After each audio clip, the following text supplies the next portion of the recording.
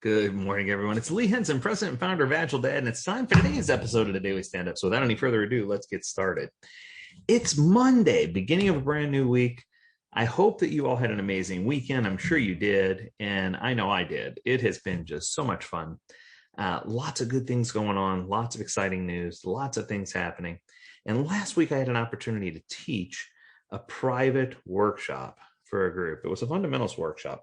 And one of my students in the class, her name was Susan, she said something pretty prolific. She said a quote, and I said, this quote sounds like a topic of something that I wanted to talk about on the Daily Stand Up podcast.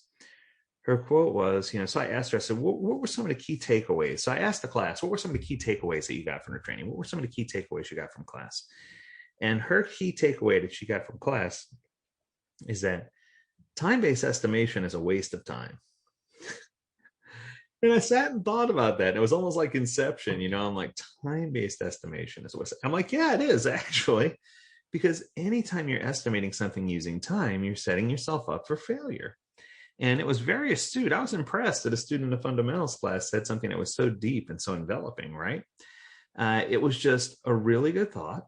It was something that made me think. So I wanted to talk to you for a few minutes just about time-based estimation and what my big fuss with it is, what my big issue is. And oftentimes when I talk about this, I talk about a story of painters. And we have a wall that we need painted hypothetically. And let's just say it's a wall in front of me. The wall's like 11 and a half feet tall. It's a beautiful high wall, high ceilings in this house.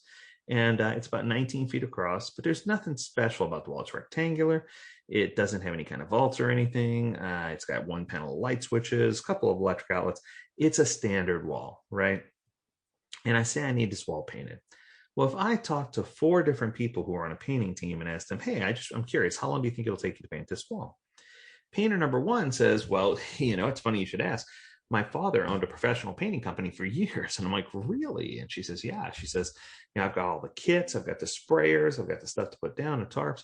She said, I could probably knock out that wall in 15 minutes, 20 minutes, maybe. I'm like, man, that is super fast. That would be awesome, right? So I speak to someone else, painter number 2, and I say, painter number 2, how long will that wall take you? He takes a look at it and he says, I'm quite the do-it-yourselfer. He says, I do a lot of shopping at Home Depot and Lowe's. I've painted my interior of my home before. He says, I got the blue tape and a roller, so I could probably knock that out in about an hour. I'm like, still very good estimate. Painter number 3, I say, excuse me, ma'am, how long will it take you to paint the wall? And she says, well, let me look. And she says, she says, my daughter has one of those paint by number coloring books with a cup of water and a paintbrush, small bristle brush with a red handle and a little palette of paint. She says, it would take me 16 weeks to paint that wall. And I'm like, okay, and probably multiple palettes of paint. Then finally, I get to the 4th artist and I ask him, I say, man, how long is it going to take you to paint that wall? He looks at me with a smile. He says, 30 seconds. I'm like, 30 seconds? I'm like, no, paint the wall. He says, 30 seconds. I'm like, all right, tell me, how is it going to be 30 seconds? He says, I'm going to take the bucket of paint, splash it on the wall, and call it art. Now, I don't know about you, but I've worked with teams who are just like this. And when you ask them how long it's going to take to do something, their estimates are all over the place. And the truth is, it doesn't matter whether you're building something highly technical or whether you're painting a wall. Each person comes in with cognitive bias. They come in with differences in opinion of what tools they have available to them to do the job, what level of experience they have, how many walls have they previously painted, what have they built that was similar. There's a lot of different things that play into their ability to estimate how long it's going to take. But here we go. If I took that same crew of painters and I stood all 4 of them in front of the wall and we were all looking at it together, and I showed them that the wall near the windows over here is considered a small size wall. Based on that one being small, what size would you say this wall is? They could probably all come to a conclusion that this wall was medium in size, right? And they could probably all agree on that pretty comfortably.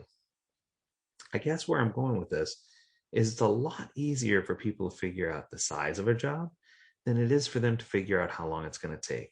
And the truth is, sometimes when we're asking how long is this effort going to take, we're asking early and we don't even know who's going to wind up doing the final effort. So it's a flawed question to begin with, right? Because it doesn't mean that each person who takes on the responsibility is going to equally be able to do the task. So I wanted to dig deeper. So when I first learned about this, I went and found a study that was done by Gartner Research. Did you know that only 16.9 that's just under 17% of time-based estimates are actually accurate. And the smaller the piece of work that you're going to be doing, the more accurate those estimates become. So I guess if you were doing things that took only a matter of seconds, your guess would probably be pretty close.